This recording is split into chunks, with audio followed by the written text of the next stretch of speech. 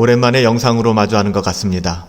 우리가 이번 주간부터는 수요 예배를 예배당에서 모이려고 했는데 지난 월요일 또 집단 감염 문제도 있었고 또 여러 가지 지금 좀 시기가 적절하지 않은 것 같아서 우리의 마지막 최후의 보루는 주일 예배라고 생각해요. 그래서 어떤 형편에서든지 우리가 주일 예배는 함께 지켜나가려고 하고요.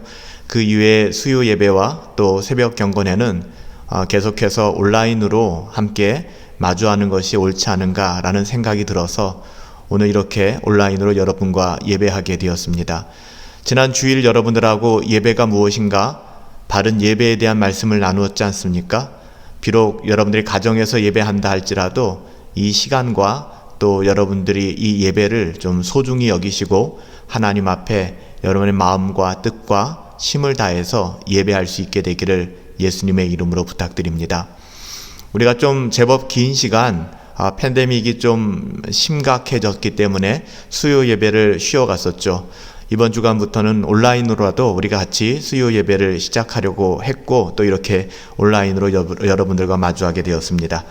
오늘 우리에게 주신 하나님의 말씀 함께 보도록 할까요? 시편 123편 말씀입니다. 시편 123편 2절 말씀인데요. 제가 읽어드리도록 하겠습니다. 상전의 손을 바라보는 종들의 눈같이 여주인의 손을 바라보는 여종의 눈같이 우리의 눈이 여호와 우리 하나님을 바라보며 우리에게 은혜 베풀어 주시기를 기다리니이다. 아멘. 오늘 시편 123편 2절 말씀인데요. 이 말씀을 가지고 내 안에 있는 영적인 갈망, 내 안에 있는 영적인 갈망이라는 제목으로 하나님의 말씀을 함께 상고하도록 하겠습니다. 범죄함으로 하나님으로부터 떨어져 나온 인간에게는 잃어버린 하나님에 대한 상실감이 자리 잡고 있습니다. 그래서 그 상실감은 인간 내면에 또 다른 어떤 갈망으로 그렇게 표현되고 표출되게 되어 있죠. 하나님께서 자신의 존재를 분명하게 그 영혼 가운데 보여주기 전까지 인간은 끊임없이 하나님 아닌 다른 것으로 그 갈증을 채워가며 살아가고 있습니다. 하나님을 만나기 전까지, 하나님을 마주하기 그 전까지는 채워질 수 없는 그 갈망을 세상에 썩어질 어떠함으로 채워나가면서 그렇게 살아가고 있는 것이죠. 사람들은 이 갈망이 돈으로 채워질 수 있다고 생각합니다. 인간적인 사랑으로 채워질 수 있다고 생각합니다. 때로는 원하는 건강, 아니면은 우리의 자녀들에 대한 성공을 보상으로 해서 그 갈망이 채워질 수 있다고 생각하는 경우들도 있습니다. 하지만 어떻습니까? 우리들의 삶이 그렇게 살아보았지만 그 갈증이 채워지지 않는 것을 우리가 경험하지 않습니까? 여러분, 우리는 어떻습니까? 하나님을 갈망하고 계십니까? 행복하기를 원하는 것, 인지상정 아닐까요? 누구나 행복하기를 원하며 그렇게 살아갑니다. 모두가 끊임없이 행복을 추구하고 또 행복을 따라서 그렇게 살아가고 있습니다. 어떤 사람들은 이 행복이 자신의 노력으로, 자신의 어떠함으로 얻어질 수 있다 여기기 때문에 그 소망을 가지고 열심히 이 땅을 살아가기도 합니다.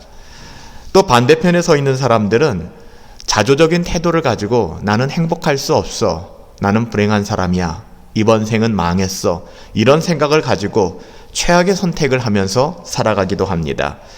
어쨌거나 부인할 수 없는 것은 우리 모두에게 이런 갈망이 있다는 것이죠. 행복해지길 원하는 갈망. 이것은 현재의 삶에 대한 어떻게 보면 불만족의 표현이기도 한 것입니다. 하나님을 만나기 전까지, 하나님을 만나기까지 막연한 이런 갈망에서 자유로울 수 있는 사람은 아무도 없습니다. 하나님께서 찾아오실 때, 비로소 하나님을 만나게 될 때, 비로소 인간은 그 행복을 찾게 될 것이고 그동안 그가 오랜 세월 찾아 헤맸던 것이 무엇인가를 비로소 깨닫게 될 것입니다. 언제요? 하나님을 만날 때 그렇습니다.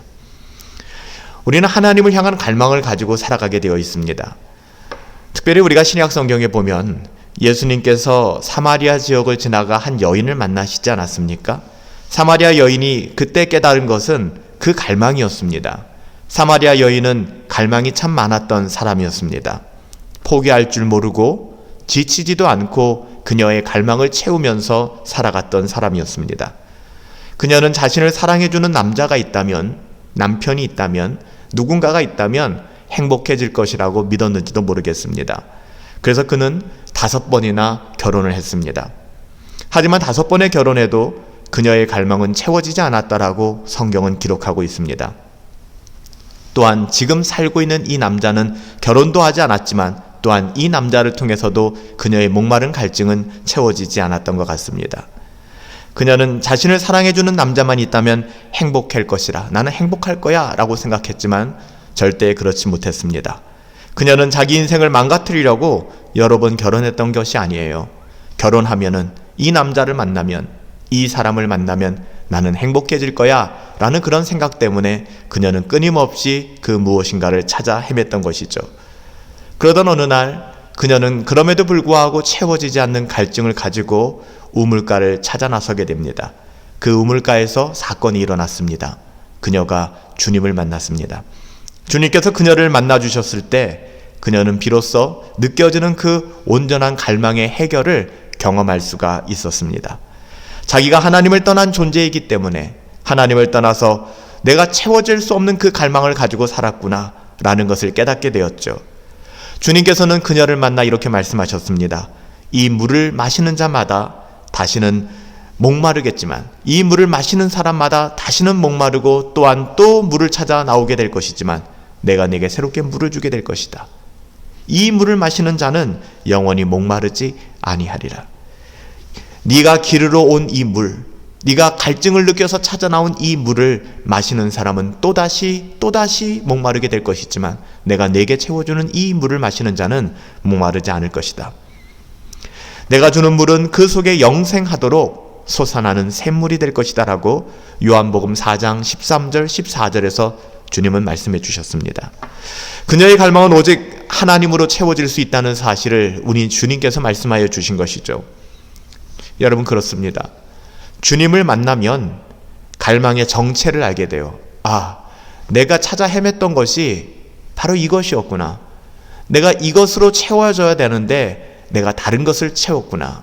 이 사마리아 여인은 남편을 찾고 의지할 것을 찾았지만 결국 그가 찾아야 될 것은 하나님이었다는 사실을 후에 깨닫게 된 것이죠. 주님께서는 그래서 네가 그토록 찾는 그것을 네가 찾고 또 찾아봤자 또다시 목마르게 될 것이다. 여전히 목마른 가운데 있게 될 것이다. 하지만 내가 내게 주는 이 생수의 샘물을 마시게 될 때에는 내가 진정한 만족을 누리게 될 것이다 라고 말씀해 주셨습니다. 주님을 만난 이후 그녀의 인생은 바뀌었습니다. 내 갈망을 채워줄 수 있는 분이 바로 하나님이시구나. 하나님밖에는 없구나. 이것을 깨닫고 나면 다른 곳에 가지 않습니다. 이것을 깨닫고 나면 더 이상 방황하지 않습니다. 예레미야 32장에 기록된 하나님의 영원한 언약이라는 말씀이 나오는데요. 예레미야 32장 40절 말씀이죠. 영원한 언약. 이 영원한 언약이 이것을 확증하여 보여주고 있지 않습니까? 여러분, 이스라엘의 역사를 보면 어때요? 계속 반복되지 않습니까? 하룻밤 자고 나면 어제 받았던 은혜가 어디 있는지 도저히 확인해 볼 수 없을 만큼 무기력해져 있고, 또한 반복해서 죄를 짓고 쓰러지고 넘어지는 그 인간의 어떠함이 너무나도 끊임없이 잘 보여지는 것이 이스라엘의 역사였습니다. 그런데 그런 이스라엘을 향해서 하나님께서는 뭐라고 말씀하십니까? 내가 너희의 돌같은 마음에 감동을 줄 것이다. 우리가 돌같이 굳어진 마음에 감동을 줄 것이다. 너희에게 선을 베풀기를 내가 그치지 않음으로써 너희를 떠나지 않겠다라고 새 언약으로 하나님께서 이스라엘 백성, 하나님의 자녀들에게 말씀하여 주셨습니다. 여러분, 하나님을 절대로 떠나지 않겠다라는 고백을 수많은 사람들이 했죠. 또 뿐만 아니라 하나님께서도 그렇게 말씀하여 주셨고요. 그런데 성경을 보면 나는 하나님을 절대로 떠나지 않겠어요 라는 수많은 고백 가운데 저는 욥의 고백처럼 강력한 고백이 있을까 생각해 보게 됩니다. 욥기 13장 15절에 보면 현대인의 성경으로 읽어드립니다. 비록 하나님이 나를 죽이실지라도, 조건이 있죠. 하나님이 나를 죽이신다 할지라도 그 다음 대구절이 뭔지 아십니까? 나는 그를 신뢰할 것이다. 야, 어떻게 이렇게 고백할 수 있을까요? 나는 절대 하나님을 떠나지 않겠어요 라는 고백을 우리는 욥을 통해서 다시 한번 확인하게 되고 또 보게 되는 것입니다. 여러분, 그래요. 나를 죽이신다 할지라도 하나님의 은혜를 받은 사람들, 그 은혜의 샘에 그 맛을 본 사람들은 어떤 상황 속에서도 결코 하나님을 떠날 수 없는 것입니다. 그 갈망이 어디에서 해결되었는지 알기 때문에, 또한 내 갈망이 어디에서 해결되는지 알기 때문에 하나님을 만난 사람들은 결코 하나님을 떠날 수 없다는 것이죠. 주님께서 주님을 만난 사람들에게 주시는 갈망이 있습니다. 인간 모두에게 보편적인 갈망이라는 것이 있지만 주님을 만난 사람, 거듭난 사람, 하나님의 자녀들, 성도들에게 주시는 특별한 갈망이 있거든요. 어떻게 보면 이게 거듭남의 증거예요. 성도들의 특징이기도 하죠. 그것은 하나님을 갈망하는 마음입니다. 하나님을 바라는 갈망이에요. 이것은 하나님께서 거듭난 신자들에게 하나님이 주신 선물입니다. 이것은 거듭난 그리스도인들만 가지는 갈망이에요. 세상의 어떠함이, 세상의 그 누구도 가질 수 없는 갈망, 하나님을 향한 갈망. 그래서 로이드 존스는 말하기를 자신이 그리스도인이라고 주장하는 모든 사람들에게 던져야 될 가장 중요한 질문이 있다면 이것이다. 당신은 영혼 깊숙이 하나님께 목말라 있는가? 자칭 나는 그리스도인입니다, 나는 하나님의 자녀입니다 라고 이야기하는 그 모든 사람들이 심각하게 자신의 영혼에게 던져봐야 될 질문이 무엇이라고요? 내 안에 하나님으로 목말라 있는가? 내 영혼은 하나님으로 목말라 있는가? 여러분들은 하나님을 갈망하십니까? 하나님을 향한 갈망이 있으십니까? 여러분, 이 대답에 우리가 어떤 대답을 하는가는 굉장히 중요합니다. 시편에서 하나님을 갈망하는 사람들의 고백들을 우리는 어렵지 않게 찾아볼 수 있지 않습니까? 그 고백을 읽을 때 우리도 공감이 되어진다면, 시편 말씀을 읽을 때 내 마음이 그 마음이라면 우리에게는 그런 마음이 있는 것이에요. 하나님을 향하는 갈망이. 시편 42편 1절부터 2절 너무나 잘 아는 말씀이죠. 하나님이여, 사슴이 시냇물을 찾기에 갈급함같이 내 영혼이 주를 찾기에 갈급하나이다. 내 영혼이 하나님, 곧 살아계시는 하나님을 갈망합니다. 내가 어느 때까지 나아가 하나님의 얼굴을 뵙겠습니까? 시편 기자의 고백이었어요. 또한 시편 130편 5절부터 6절 말씀에 보면 나 곧 내 영혼은 여호와를 기다리니 내가 여호와의 말씀, 하나님의 말씀을 바라는도다. 파수꾼이 아침을 기다림보다 내 영혼이 주를 더 기다리나니 참으로 파수꾼이 아침을 기다림보다 더하다. 파수꾼이 그 아침을 기다림보다 더하게 내가 하나님을 갈망한다는 그 시편 기자의 갈망. 또한 시편 143편 8절 말씀에 보면 아침에 나로 하여금 주의 인자한 말씀을 듣게 하십시오. 내가 주를 의뢰합니다. 나의 다닐 길을 알게 하여 주십시오. 내 영혼을 주님께 드립니다. 이렇게 고백하고 있잖아요.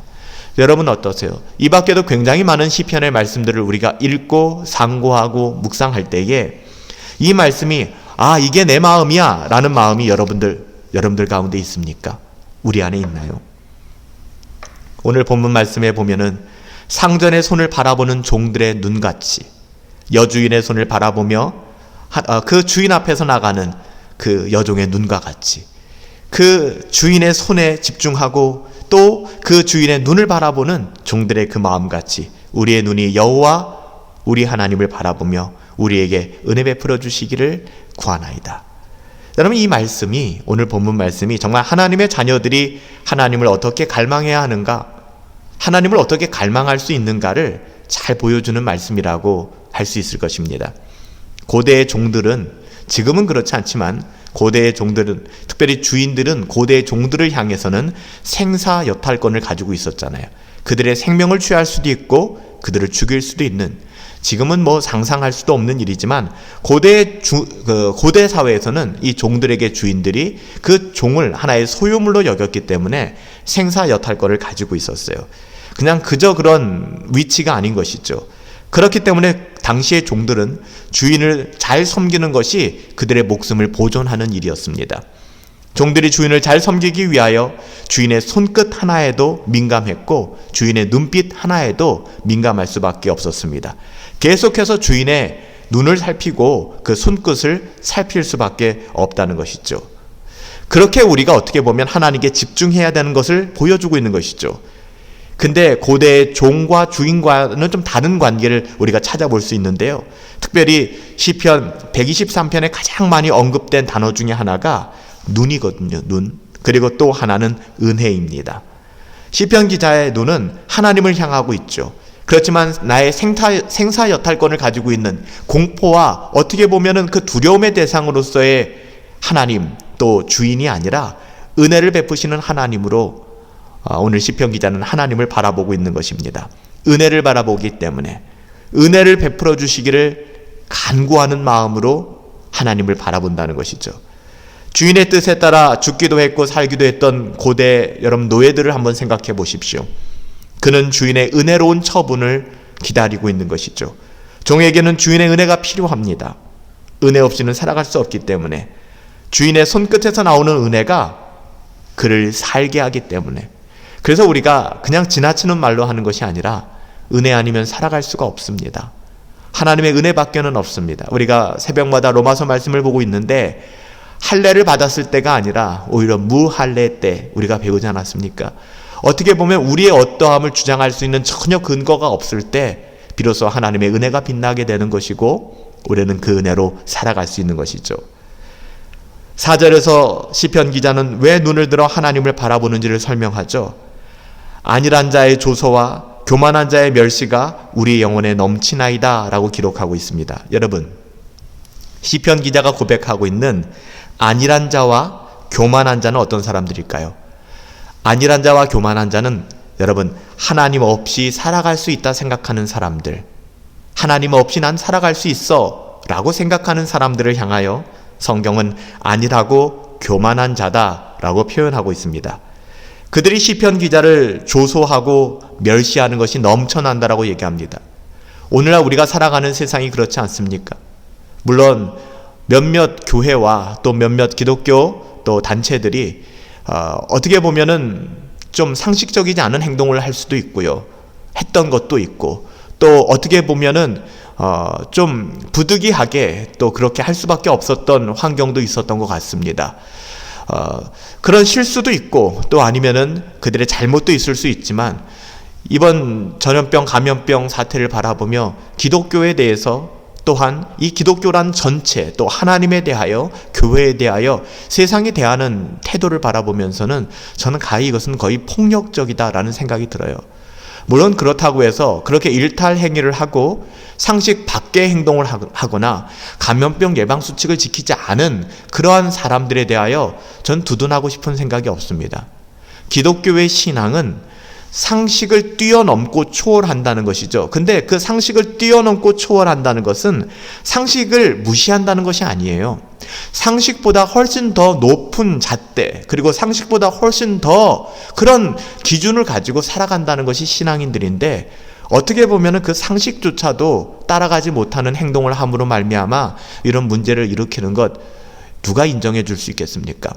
그럼에도 불구하고 소수의 일탈일 수 있는 그 행동들을 바라보며 기독교와 교회와 신앙 자체를 부정하려고 하고 공격하는 사람들을 바라보며 마음이 많이 아프더라고요. 어떻게 보면 우리도 지난 주일날 대면 예배로 수요 예배를 드리려고 했는데 그냥 제 마음속에 그런 부담감이 있었어요. 이런 시기에는 우리가 주일 예배만큼은 포기할 수 없지만 주중에 수요 예배나 또 새벽 예배나 또 여러 모임들은 잠시 보류하고 또 특별히 가정에서 이렇게 예배를 진행하는 것도 우리가 덕이 되고 또 옳겠다라는 그런 생각을 하게 된 것입니다. 그럼에도 불구하고 오늘 시편 기자가 안일한 자와 교만한 자가 계속해서 조소하고 조롱하고 핍박하고 공격하는 것 같이 저는 오늘날에도 신실한 하나님의 자녀들이 이 땅을 살아갈 때 이런 어려움 가운데 있다라고 생각합니다. 하나님의 사람들은 이때 세상의 어떠함을 바라보지 않습니다. 그들과 싸우지 않습니다. 그들을 설득하려고 하지도 않습니다. 시편 121편 1절부터 2절에 보면 내가 산을 향하여 눈을 들리라. 나의 도움이 어디서 올까? 나의 도움이 천지를 지으신 여호와에게서로다. 여러분, 우리의 도움은 사람에게서 나는 것이 아닙니다. 하나님을 바라보십시오. 세상 사람들은 조롱할 수 있습니다. 그들이 찾아 헤매는 갈망이 무엇인지 알지 못하기 때문에 거듭난 하나님의 자녀들이 갖는 하나님을 향한 갈망을 이해할 수가 없습니다. 그래서 우리가 가지고 있는 갈망을 허무하다 얘기하고 허무맹랑하게 보는 것이죠. 그렇지만 거듭난 하나님의 자녀들에게는 하나님을 향한 갈망이 있다는 거예요. 하늘에 계신 주여, 내가 주의 눈을 들어 나의 눈을 들어 주님께로 향합니다. 주의 눈을 들어 나의 영혼을 바라보십시오. 시편 기자는 계속해서 하나님을 향한 그 마음을 고백하며 하나님께 그의 관심과 생각을 두고 나아가고 있는 것입니다. 여러분 어떠세요? 이런 시편 기자의 마음에 공감하십니까? 이것은 하나님의 자녀들이 이 세상을 살면서 경험하게 되는 마음 아닐까 싶어요. 안일한 자와 교만한 자는 오늘도 어제도 내일도 신실한 하나님의 사람들을 우습게 생각하고 끊임없이 조롱할 것입니다. 사랑하는 여러분들, 우리는 주님의 은혜 없이는 살아갈 수 없는 사람들이에요. 여러분, 은혜라는 말이 뭡니까? 은혜라는 말은 이 시편 기자가 자신에게 어떤 권리와 자격이 있어서 하나님으로부터 그것을 받는 것이 당연한 것이다 라고 여기지 않는 거예요. 나는 그런 자격도 없고 나는 그런 권리도 없지만 하나님께서 자격 없는 나이지만 내게 은혜를 주셔서 내가 하나님을 바라볼 수 있는 것이고 또한 하나님을 바라볼 수 있게 해준 것이다 라고 믿음으로 고백하고 있는 것입니다. 우리가 신앙생활을 하는 데 있어서 이 너무나도 잘 사용하고 있는 은혜, 만일 은혜의 필요성을 알지 못한다면 나에게는 은혜가 필요 없어, 나의 어떠함, 나의 할례가, 또 내가 율법을 지킴이, 나의 종교적 배경이, 나의 선행이 나를 여기까지 인도했어 라고 생각한다면 바로 그러한 분들이 안일한 자요 교만한 자다 라고 성경은 이야기하는 것입니다. 여러분, 그렇습니다. 그렇다면 우리가 하나님을 향한 갈망에 관해서 무엇이 참된 신앙이고 무엇이 거짓 신앙인가를 좀 한 번 더 살펴보기를 원합니다. 하나님을 향한 갈망에 관련돼서 우리가 특별히 무엇이 참된 신앙이고 무엇이 거짓 신앙일까? 거짓 신앙은요, 간단합니다. 영적인 면에 있어서는 대체로 만족해요. 다시 말하면 신앙생활이나 영적인 부분들에 대해서는 나는 이만하면 됐어, 나는 충분해 라는 생각들을 가집니다. 이것은 근데 여러분, 우리가 착각해서는 안 돼요.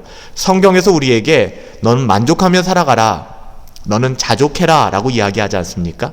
그렇지만 영적인 면에 있어서 대체로 나는 이 정도면 충분해, 이 정도로 내가 봉사하고 이 정도로 예배하고 이 정도로 연보하고 이 정도로 헌신하면 나는 충분한 거야 라고 생각하는 것을 성경은 만족하며 살아간다, 자족하며 살아간다 라고 이야기하지 않습니다. 성경적인 자족은 뭔지 아세요?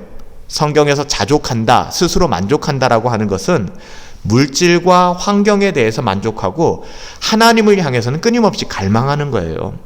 하나님을 향한 갈망은 절대로 멈출 수가 없는 겁니다. 반대로 물질적인 것이나 환경적인 것은 하나님께서 선하시기에 우리에게 정확하게 줄로 재어준 거예요. 때로는 우리는 불만족스러울 수 있고 때로는 우리는 좀 이 상황이 너무나 어렵고 힘들고 불편할 수 있죠. 그렇지만 하나님께서, 너무나도 잘 아시는 하나님께서 우리에게 줄로 재어서 준 우리의 삶의 영역이기 때문에 그것을 감사함으로 받으라. 때가 지나고 지금은 거울로 보는 것까지 희미하지만 그 때가 되면은 알게 될 것이다 라고 말씀하는 것이죠. 그래서 성경적인 자족은요, 물질과 환경에 대해서는 만족하는 거예요. 그리고 하나님을 더 알길 원합니다라는 그 갈망은 언제나 굶주려 있는 거예요. 그래서 그건 절대 만족할 수 없는 거예요. 더 알고 싶습니다. 하나님을 더 하나님께 나아가고 싶습니다. 하나님께서 주신 모든 환경을 줄로 재어서 나에게 주신 기업이라고 시편 16편 6절에서 기록하고 있잖아요. 이건 자족하라고 하는 것입니다. 우리는 지금 다 이해할 수 없겠지만 이것이 바로 성경의 자족이죠. 디모데전서 6장 6절에서 8절에 보면 사도 바울이 디모데에게 이렇게 이야기합니다. 자족하는 마음이 있어야 한다. 자족하는 마음이 있으면 그것은 경건에 큰 유익이 된다. 우리가 이 세상에 올 때 아무것도 가지고 온 것이 없지 않는가? 또한 아무것도 가져가지 못할 것이니 우리가 먹을 것과 입을 것이 있은즉 그냥 족한 줄로 여겨라. 자족하라는 거예요.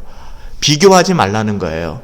그냥 나에게 하나님께서 허락하신 이 삶의 자리, 그렇다고 우리가 게을러지거나 우리의 삶에 있어서 최선을 다하지 말라는 이야기는 아니에요. 당연히 열심히 살아야 되고요, 최선을 다해야죠. 그 다음에 주어지는 결과에 대해서는 겸허히 받아들이고 때로는 물질적으로 하나님께서 넉넉함을 주실 때도 있지만 때로는 그렇지 못할 때도 있고요. 이 상황 속에서 자족하는 것이 경건에 큰 유익이 된다라고 사도 바울은 믿음의 아들 디모데에게 그렇게 이야기하는 것입니다. 여러분, 이것이 성경의 자족입니다. 자족하는 마음이 있으면 경건에 유익이 된다는 것입니다. 그러나 자족하는 마음이 없으면, 여러분 어때요? 자족하는 마음이 없으면 기도를 많이 해도, 아무리 성경을 많이 읽어도 그게 우리 신앙생활에 도움이 되지가 않더라고요. 이처럼 자족한다는 것은 근본적으로 중요한 신앙의 토양이 되는 것입니다. 그래서 참된 신자는 자신의 환경과 물질에 대해서는 자족하고요, 하나님을 알기를 원하는 그 경건을 추구하는 삶에 있어서는 절대로 현재에 머물 수 없는 것이죠. 더 원합니다. 하나님, 더 알기를 원합니다. 끊임없이 간구하며 나아가게 되는 것입니다. 더 큰 은혜를 바라고 더 큰 믿음을 구하며 하나님께 나아가게 되는 것이죠. 여러분, 주님이 말씀하신 어리석은 부자의 이야기를 좀 한번 기억해 봅시다. 누가복음 12장 13절부터 21절에 가보면 한 부자가 나오는데, 그 부자는 어리석은 사람이었습니다. 그 사람의 걱정은 보통 사람의 걱정과는 스케일이 달라요. 너무 성공한 것이 걱정이었습니다. 그래서 내가 돈을 너무 많이 벌었는데 이거 어디다 쓰지? 내가 이거 어디다 투자하지? 이거 어디다 재테크를 해야 되지? 뭐 이런 생각을 하고 있는 거예요. 많은 곡식을 쌓아둘 곳이 없어서 염려했대요. 그것을 흘려보내면 될지인데 그러지 못한 거예요. 자기 자신만을 위해서 살려고 애쓰는 사람의 전형적인 모습을 보게 됩니다. 재산이 너무 많아서 걱정한다? 참 우습지 않습니까? 그래서 곳간을 더 크고 더 넓게 그렇게 지으려고 했고요. 그냥 놀고 먹으며 그렇게 살았습니다. 내 재산만 잘 관리하면 돼 라는 마음을 가지고 살았죠. 여러분, 그는 자신의 재물과 환경에는 자족하는 것 같아요. 이만하면 됐지, 내가 난 충분해. 그리고 그것이 성공이라고 생각했는지도 몰라요. 그리고 그것이 자기의 갈증과 모든 갈망을 만족시킨다라고 생각했는지도 모르겠습니다. 근데 중요한 건 뭔지 아세요? 그렇게 살아가는 사람들이 세상에 지금도 굉장히 많아요. 굉장히 많은데 그 사람들의 고민과 근심 안에는 영적인 갈망이 전혀 감지되지가 않는다는 거예요. 여러분 그렇잖아요. 우리들도 고민하잖아요. 우리들도 염려하잖아요. 우리들도 번뇌하잖아요. 인간은 누구나 그렇게 살아갈 수밖에 없죠. 근데 한번 생각해 보자고요. 우리 하루 동안의 번뇌와 고민과 염려와 걱정 속에 과연 영적인 갈망이 어느 정도 감지되는가? 하나님으로 인한 그런 갈망이 얼마나 우리들 가운데, 그 갈망이 채워지지 않았기 때문에 번뇌하고 고민하고 염려하는 마음들이 우리들 가운데 얼마나 되는가? 그 부자의 마음 속에는 온통 놀고 먹는 것, 물질적인 것밖에는 없는 거예요. 혹시 우리도 그렇지 않은가요? 하나님에 대한 갈망이 보이질 않아요. 많은 사람이 원하는 것만큼 소유하지 못해서 불만족하고 더 가지길 원하고, 그래서 다른 사람들이 한 무엇이 대박 터졌다 그러면 내 마음이 씁쓸해지고, 다른 사람들이 뭔가에서 돈을 많이 벌었다 그러면 나도 거기 가서 뭔가를 하고 싶고, 나만 뒤처진 것 같고. 요즘 사람들이 그런다 그러잖아요. 주식이 많이 올랐고 뭐 이런 문제가 터지니까 가만히 있으면은 나만 거지 되는 것 같고, 나만 도태되는 것 같고. 여러분, 우리가 그런 어려운 마음을 가질 수는 있죠. 인간이기 때문에. 근데 한번 돌아보길 원하는 것은 영적인 부분에 대해서 과연 그런 갈망이 우리들 가운데 있는가 하는 거예요. 만약에 세상적으로만 그런 마음들이 있고 영적으로 우리에게 그런 마음이 없다면 우리 자신을 좀 돌아볼 필요가 있다는 것이죠. 와, 내가 기도를 이렇게 기도하고 살아갈 수 있을까? 내가 이렇게 경건을 등한히 하고 살아갈 수 있나? 내가 어떻게 이렇게 살아갈 수 있지라는 마음이 정말 우리 가운데 있는가를 돌아보아야 할 것입니다. 중요한 건 그 부자는 부자였지만 왜 어리석었는가? 그 안에 영적인 갈망이 전혀 감지되지 않았다는 것입니다. 그 사람의 마음속에서는 오직 세상의 어떠함을 채우는데 혈안이 되어 있었어요. 여러분, 이것은 거짓 신앙입니다. 세상의 어떠함으로만 설명되어질 수 있는 것, 그것들로만 갈망을 느끼고 있다면 우리 안에 한번 좀 돌아보자고요. 내 안에 하나님을 향한 갈망이 있는가? 아침에 일어나면 그 말씀을 붙잡고 내가 살아보려고 하는 그런 진지한 갈망이 있는가? 내가 예배하지 않고서는 살 수 없겠다라는 그 마음이 우리들 가운데 있는가? 여러분, 이런 영적인 갈망은 서두에도 말씀드렸지만 오직 거듭난 하나님의 자녀들에게만 주는 하나님의 갈망임을 여러분 기억하셔야 될 것입니다. 다시 말하자면 거짓 신앙은 영적인 일에는 안주합니다. 그냥 영적인 일에는 이만하면 충분해, 난 최선을 다하고 있어, 이런 모습을 보여요. 영적인 욕구가 그 안에서 전혀 감지되진 않아요. 그 이유는 영적인 기쁨을 맛본 적이 없기 때문에. 우리가 지난 주일날 살펴봤던 것처럼 요한계시록에 나오는 그 예배의 영광, 하나님의 영광에 몰입된 그 예배를 단 한 번도 경험한 적이 없기 때문에 이 땅에서의 예배가 드라이하고 이 땅에서의 예배가 무미건조해지는 거예요. 정말로 영적인 은혜를 경험했고 하나님의 선하심을 맛보아 알았다면 그렇게 살아갈 수 없겠죠.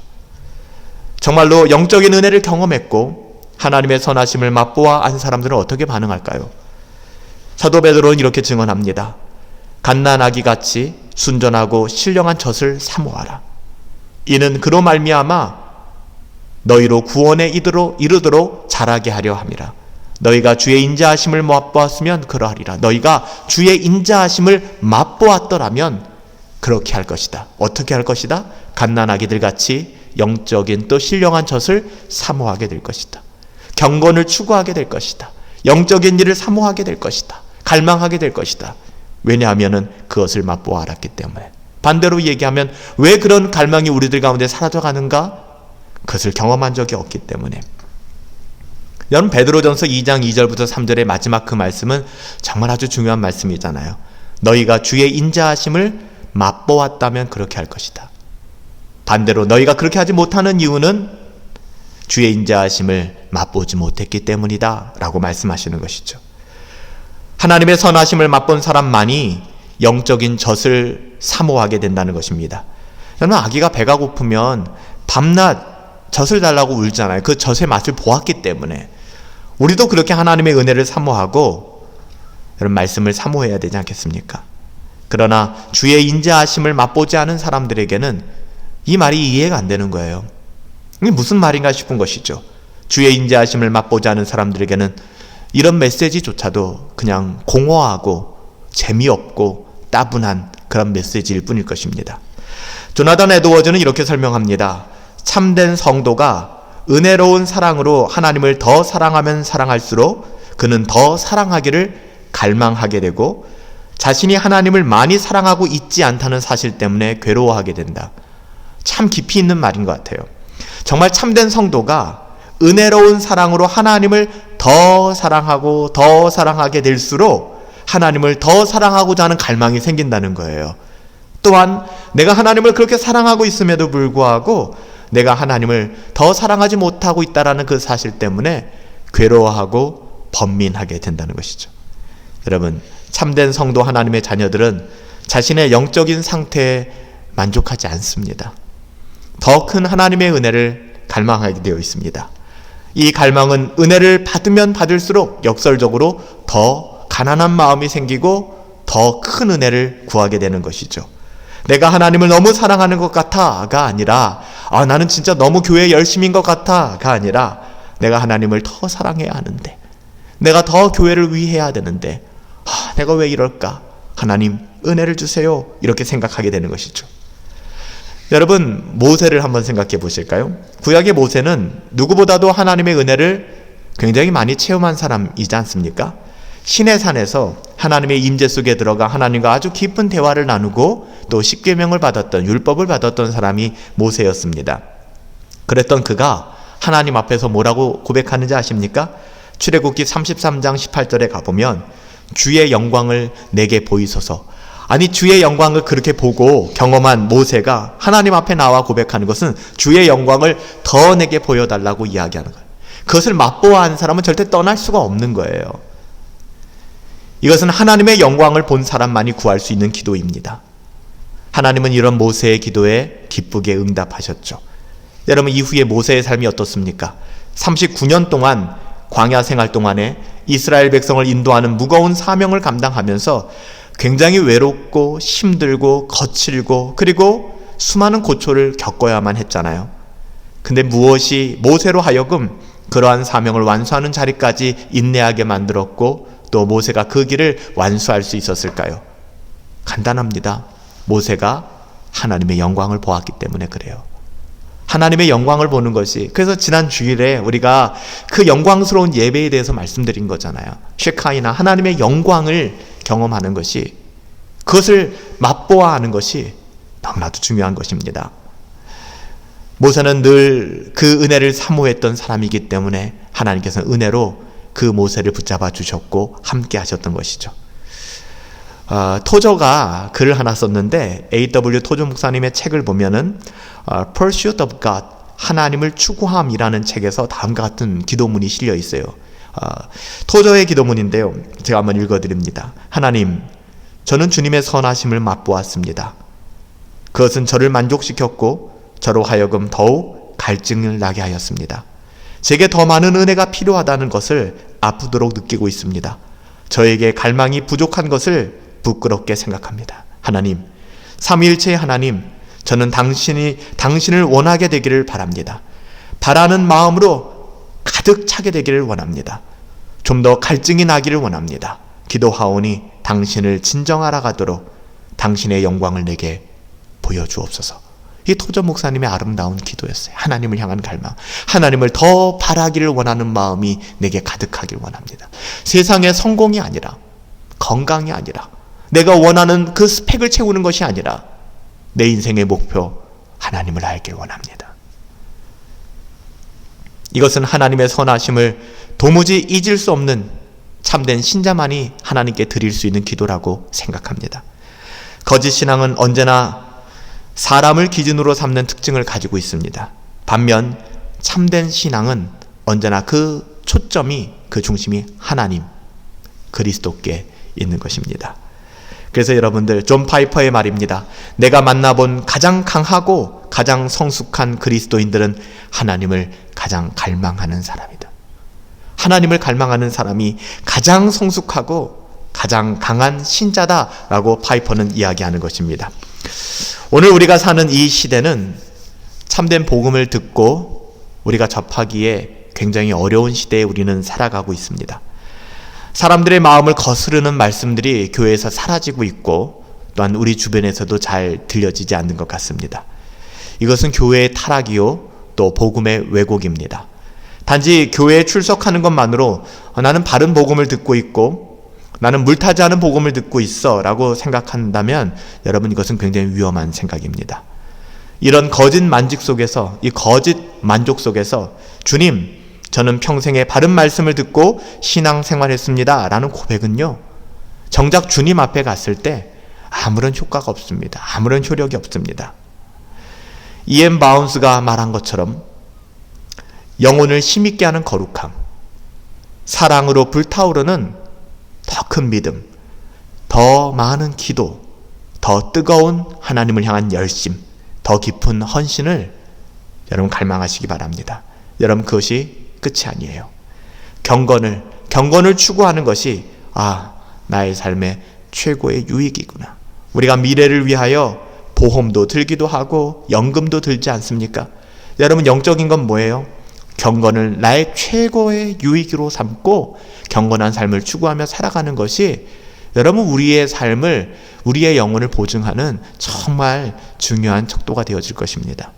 이사야 선지자는 이렇게 이야기했어요. 여호와를 경외함이 내 보배니라. 무엇이 우리의 보배가 된다고요? 여호와를 경외하는 것이. 저와 여러분들의 보배가 무엇이라고요? 여호와를 경외하는 것이. 이사야서 33장 6절 말씀이에요. 하나님을 갈망하는 것은 하나님께서 그분의 자녀들에게, 하나님의 자녀들에게 허락하신 마음입니다.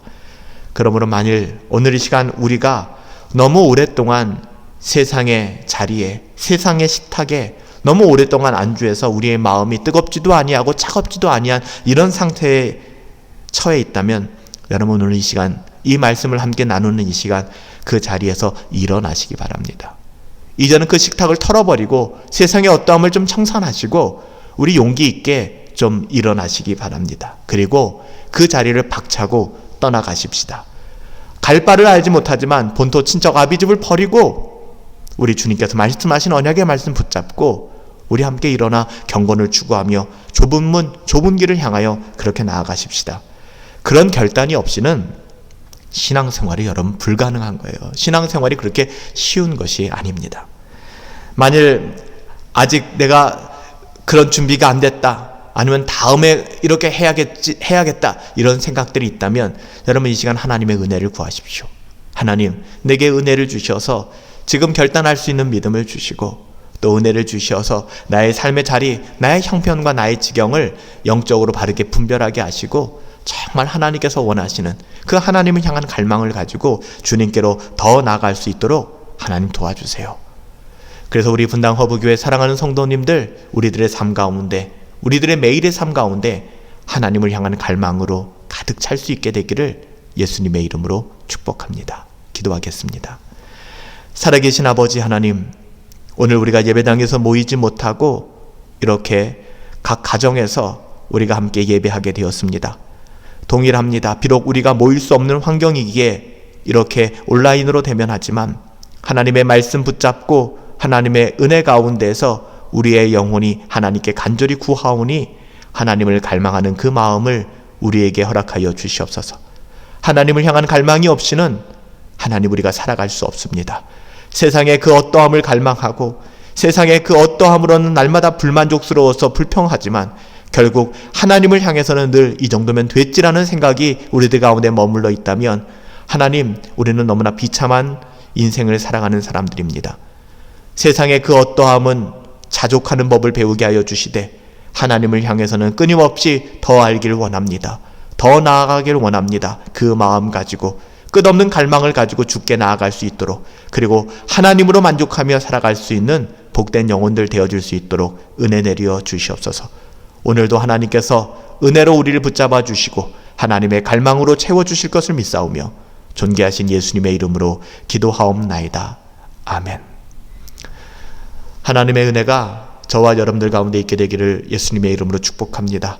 비록 지금은 텅 빈 예배당에서 이렇게 예배를 인도하고 있지만 여러분 한 분 한 분이 이 자리에 와 있고 또한 영적으로 우리가 교제하고 교통하고 있다는 사실을 믿습니다. 사랑하는 여러분들, 우리가 팬데믹 상황에서 이렇게 함께 모이지 못하는 순간들도 있지만 또 절제해야 되는 순간들도 있지만 우리가 교회 안에서 한 공동체로서 말씀 안에서 하나 되어서 힘있게 우리가 믿음의 공동체 세워나갈 수 있었으면 좋겠어요. 오늘 하루도 수고 많이 하셨고요. 정말 우리가 우리의 삶의 자리에서 복음을 부끄러워하지 않고 믿음으로 믿음 지키며 살아갈 수 있는 저와 여러분들 되시기를 예수님의 이름으로 축복합니다. 승리합시다. 감사합니다.